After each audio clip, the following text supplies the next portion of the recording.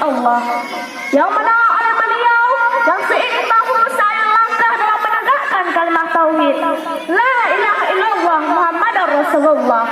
Kata-kata penghormatan saya kepada menteri dan saya hormati kepada tengku-tengku beserta hadirin yang telah hadir pada malam yang berbahagia ini, dan yang lebih istimewa kepada protokol yang telah memanggil nama baik saya untuk menyampaikan sebuah pidato yang berjudul kewajiban menuntut ilmu. Teman-teman yang saya sayangi, Rasulullah SAW bersabda, talabul ilmi farizatun ala kulli muslim wal muslimat, yang artinya menuntut ilmu itu wajib bagi setiap orang muslim dan muslimat.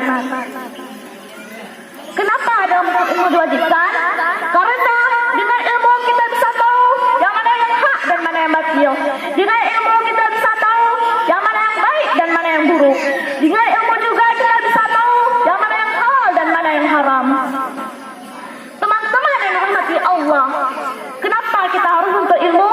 Yang pertama, karena ilmu ya alam, yakni rahasia kesuksesan hidup di dunia dan di akhirat, yang akan menerangi dan membimbing manusia kepada jalan yang benar.